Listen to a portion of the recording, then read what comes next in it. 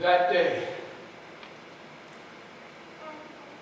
The day was one of emotional highs and lows. The heights of elation to the depths of despair. From the pinnacles of triumph to the pits of doom. My friend and I, all we really wanted to do was get away from the darkness and the heartache of the city and set off on the trail to, well, anywhere. It wasn't really important where we were going to go. All we really wanted to do was get away from the realization that everything that we had hoped for, prayed for, dreamed about was nothing more than a delusion, a groundless fantasy. Lofty aspirations and plans that we had made just 3 days ago were nothing more than putrid dust in our mouths, crushed by feelings of hurt and betrayal. Where had we gone wrong?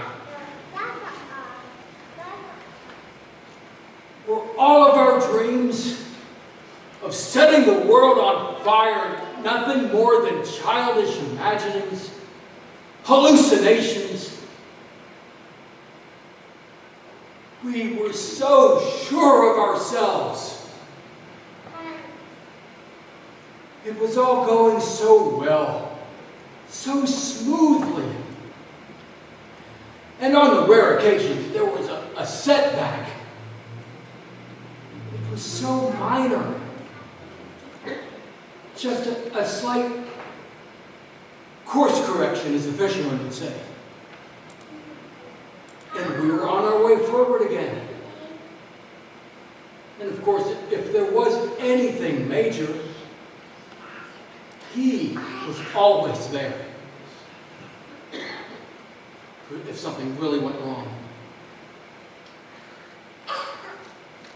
I remember the joy that we felt when we all gathered for supper in the upper room.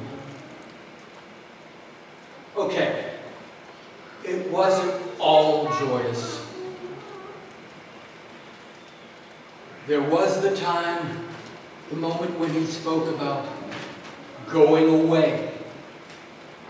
But we really didn't think much about that because Teacher always spoke that way, in questions and riddles and parables. And then there was that other moment with the keeper of the purse. Iscariot. But that one was always a dark one. Prone to fits of anger one moment and sulking silence the next.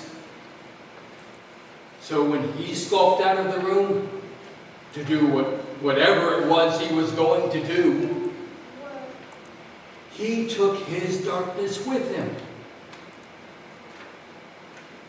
And then after supper, we all went out to the garden to talk more, to enjoy each other's company, and then curse it all, to sleep.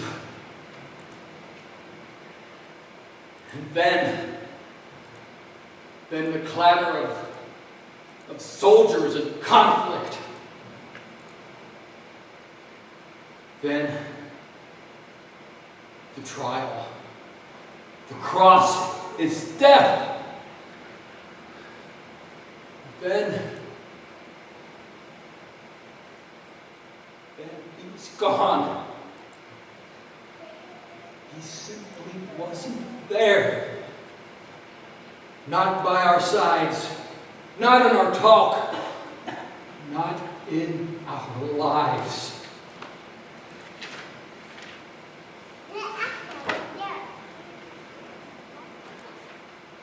Then in the morning, we awoke to talk. We awoke to the voices of screaming women. The voices of screaming women, women screaming foolishness. The tomb is empty, and he is risen just as he said. Foolishness. My friend and I, we simply couldn't take any more. We saw no value in this idle talk. So we left. We had to find new surroundings, new people, new places, new everything.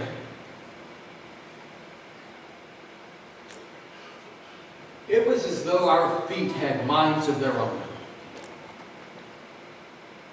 But as we walked, I started to recognize the road that we were on.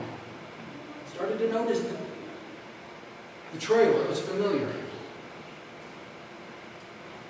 We were headed toward a little unimportant village called Emmaus.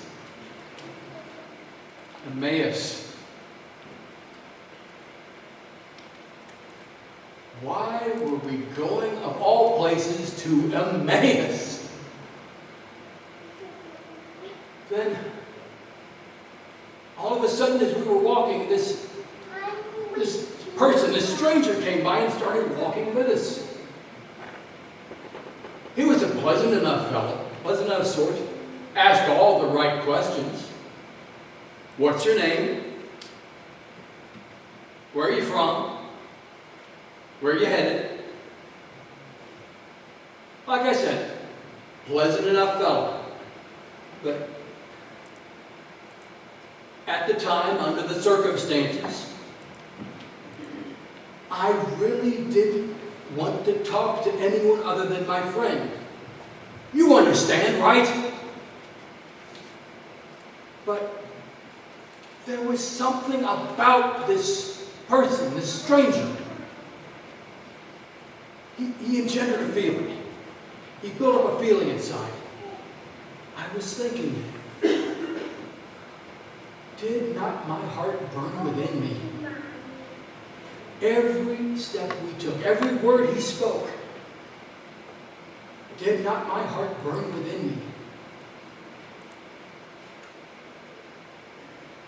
But then that stranger asked, so, what were you two discussing as you were walking along?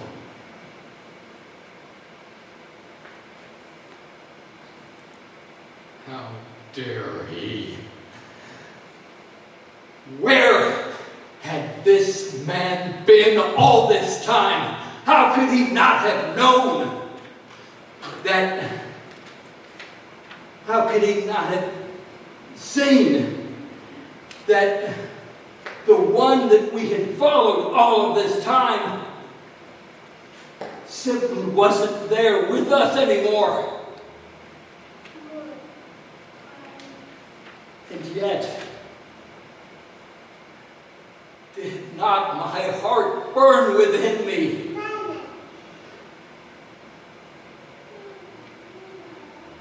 But still, all of a sudden, like when he was walking, like when the stranger started walking with us, this stranger wasn't a stranger anymore.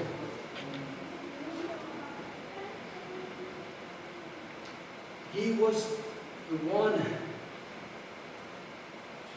with whom we had walked so many miles, with whom we had seen so many miracles, from whom We get to learn so many things. The Christ will suffer and will rise again on the third day. Did not my heart burn within me